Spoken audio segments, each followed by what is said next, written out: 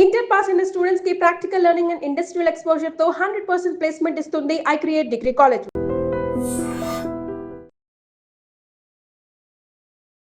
నమస్కారం, welcome to I dream. ధర్మ మార్గం విత్ విజిత కార్యక్రమానికి స్వాగతం.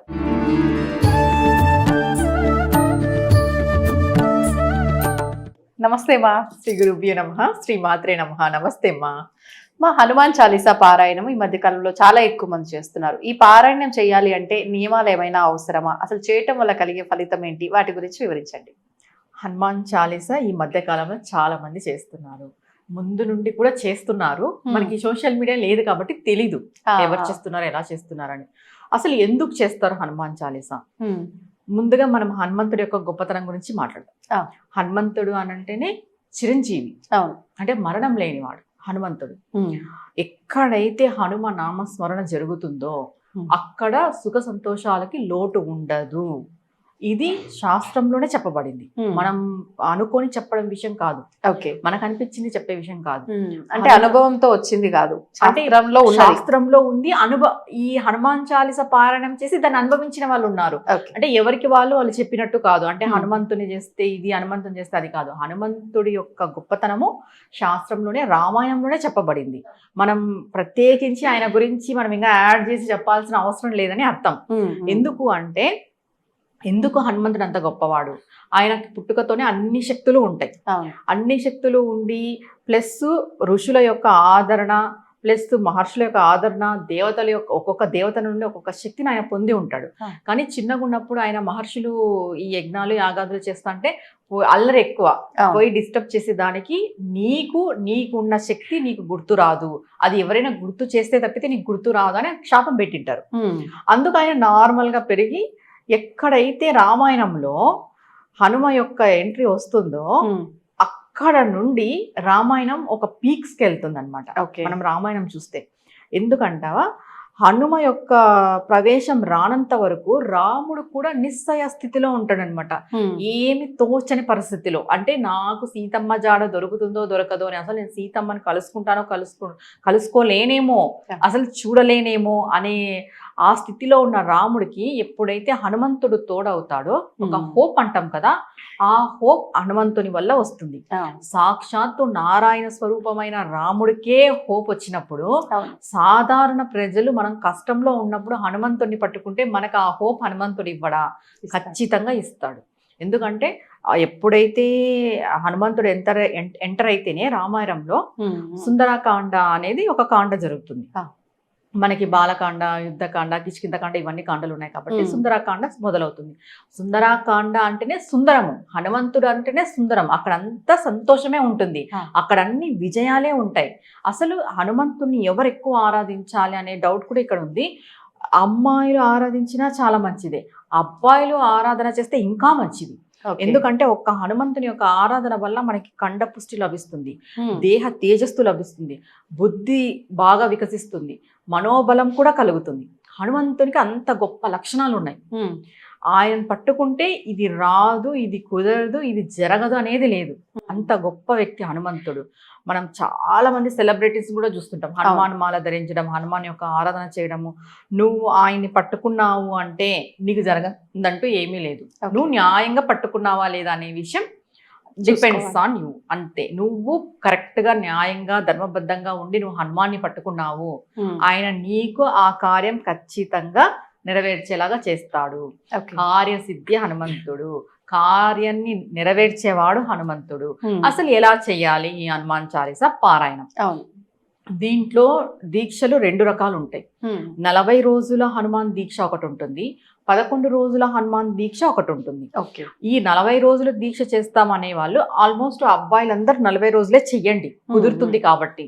ఎవరు 11 రోజులకి రావద్దు, చేసే వాళ్ళు ఇంట్రెస్ట్ ఉన్న వాళ్ళు. ఈ 40 రోజులు కూడా ప్రతిరోజు 11 సార్లు హనుమాన్ చాలీసా పారాయణం చేయాలి. 11 సార్లు పారాయణం చేయాలి. ఆడపిల్లలకి 40 days కుదరదు కాబట్టి 11 days ప్రతిరోజు 11 times పారాయణం చేయండి. ఖచ్చితంగా 11 times, 21 times, 108 times ఇది సంఖ్య. హనుమాన్ చాలీసా పారాయణం మనం సంకల్పం చెప్పుకోవాలమా ముందే ఎన్నిసార్లు చేస్తున్నాము ఏంటి అనేది? సంకల్పం చెప్పుకోవాలి. ఇది మంగళవారం కానీ శనివారం కానీ ప్రారంభం చేయాలి. స్వామికి సంకల్పం చెప్పుకొని, స్వామి మేము 11 రోజులు 11 సార్లు చదువుతాము, లేదా Hmm. 40 రోజులు 11 సార్లు చదువుతాము. ఇలా ఈ విధంగా స్వామితో మనం సంకల్పం చెప్పుకున్న తర్వాత మొదలు పెట్టుకోవాలి.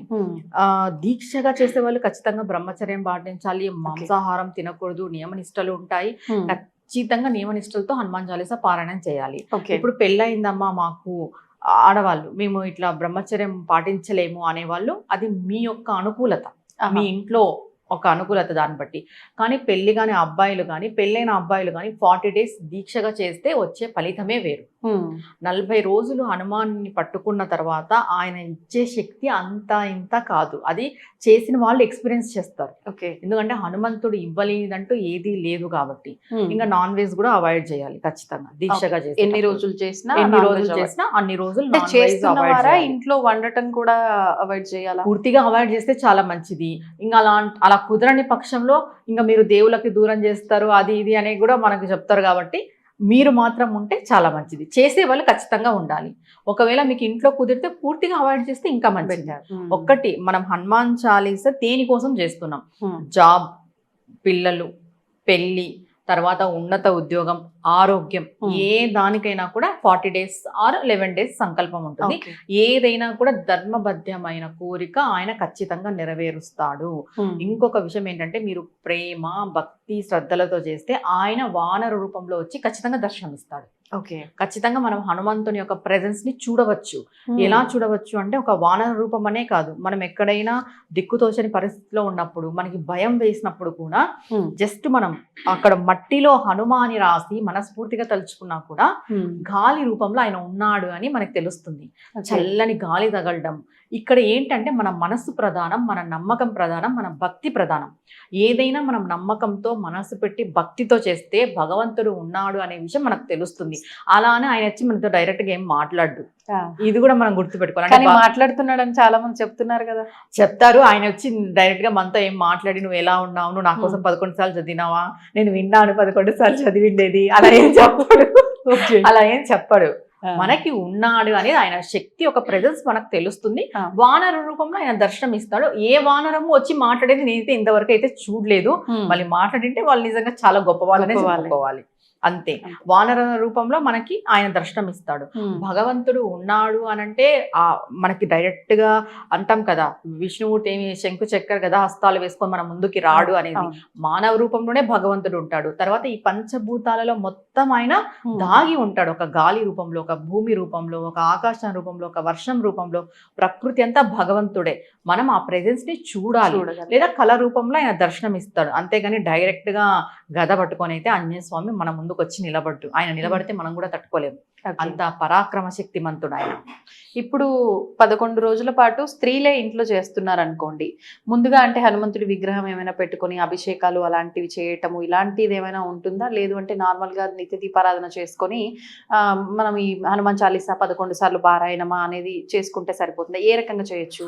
ఇక్కడ హడావిడి అనేది పక్కన పెట్టేస్తే మనం సాఫ్ట్గా ఇంట్లో హనుమాన్ ఫోటో ఉన్నా కూడా చేసుకోవచ్చు. ఫోటో లేకపోయినా కూడా నేనేం చెప్పాను, ఎక్కడ ఏమీ లేకపోయినా నేలపైన రాసి హనుమాన్ ఒక దండం పెట్టుకుంటే ఆయన ప్రెజెన్స్ మనకు తెలుస్తుంది అని చెప్తున్నాను. దాన్ని బట్టి ఏంటి, ఫోటో ఉన్నా లేకపోయినా, విగ్రహం ఉన్నా లేకపోయినా, ఇక్కడ ఆర్భాటం హంగులు అవసరం లేదు.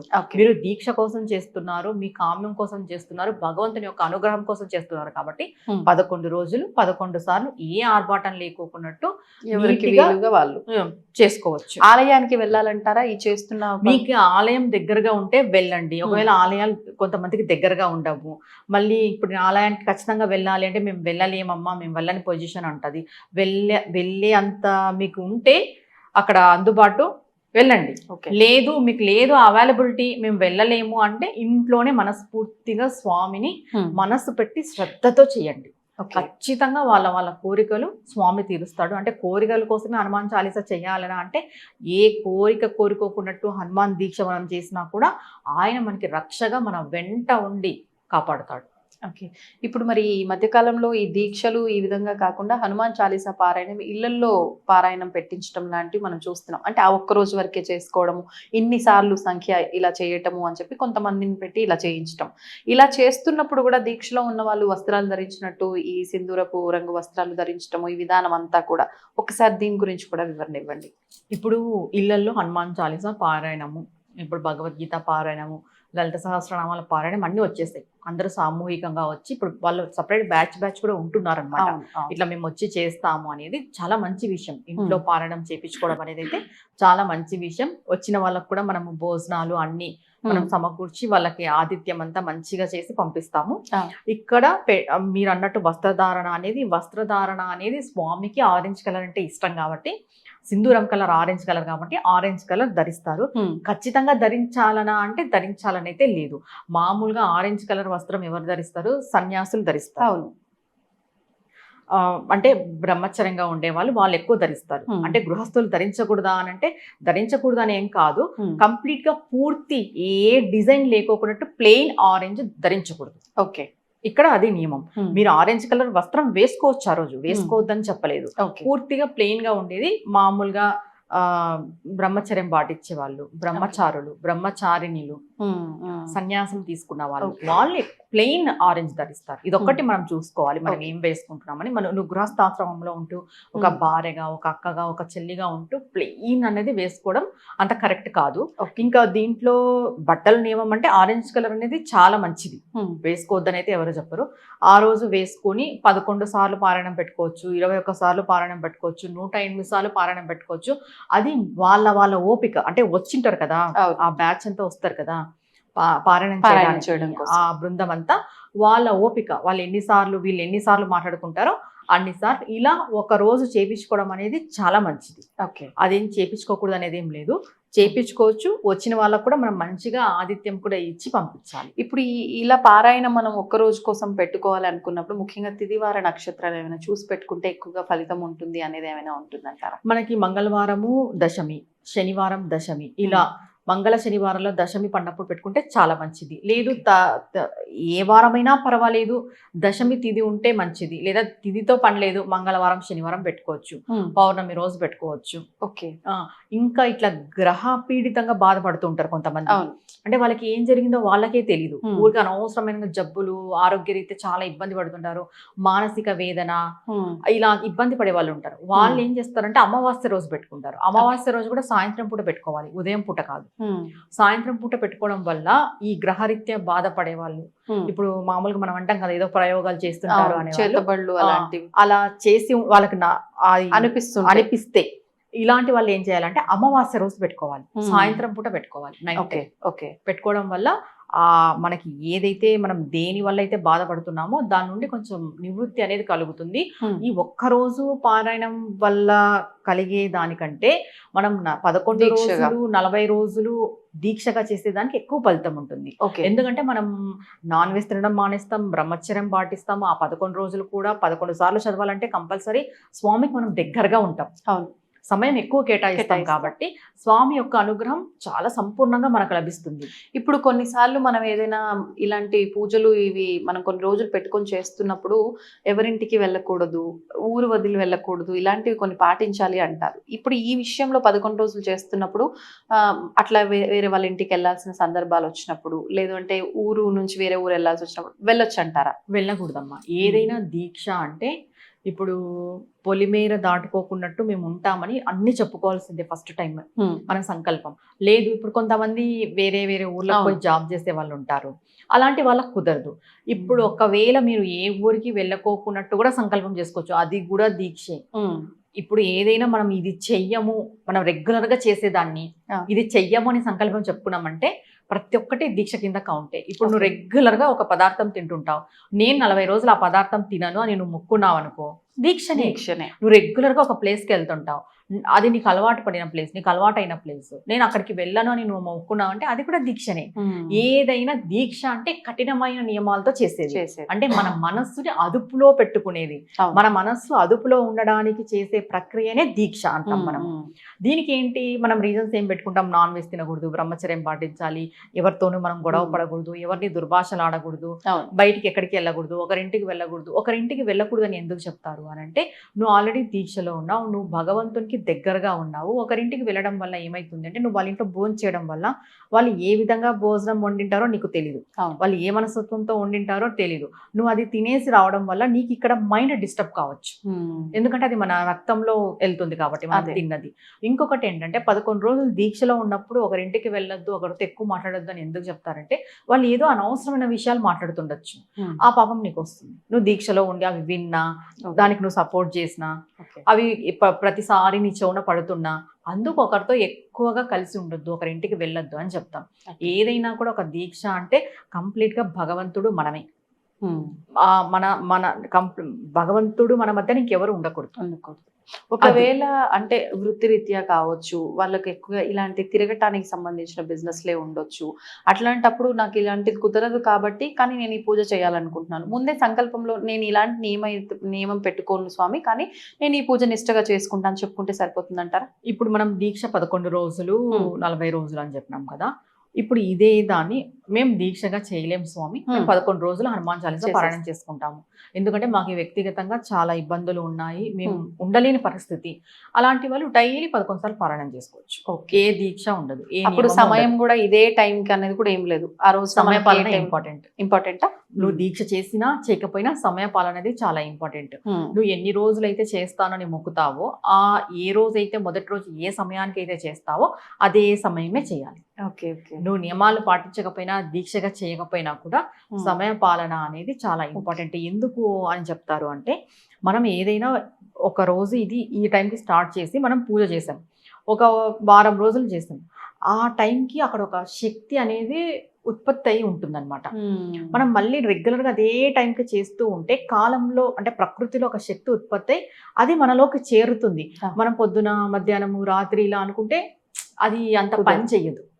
ఇప్పుడు ఒక్క దానిపైనే స్ట్రెస్ పడడానికి, అటు ఇటు స్ట్రెస్ పడడానికి ఎంత తేడా అవుతుంది. సమయ పాలన అనేది చాలా ఇంపార్టెంట్. ధన్యవాదాలు. నమస్తే అమ్మా. And for more videos, please subscribe to iDream channel. Subscribe to iDream Media. Please subscribe to iDream. Please subscribe to iDream. Please subscribe iDream. And please subscribe to iDream. For more videos, subscribe to iDream. please like, share and subscribe to the channel. Congratulations, iDream. Subscribe to iDream. Subscribe to iDream. So subscribe to iDream Media. iDream ki iDream team andarki huge congratulations. Please subscribe iDream Media. Please subscribe to iDream. Subscribe iDream. Please subscribe to iDream. iDream అంటే నా కళల channel subscribe చేసుకున్న నోరు తిరుగుతలేదు, మీరైతే గంట గుర్తు కొట్టండి. For more such videos, please subscribe to iDream. Subscribe to iDream. Please subscribe to iDream. Please subscribe iDream Media. Please do subscribe to iDream. Please subscribe to iDream Media. For best entertainment and information, please subscribe iDream. And don't forget to subscribe to iDream.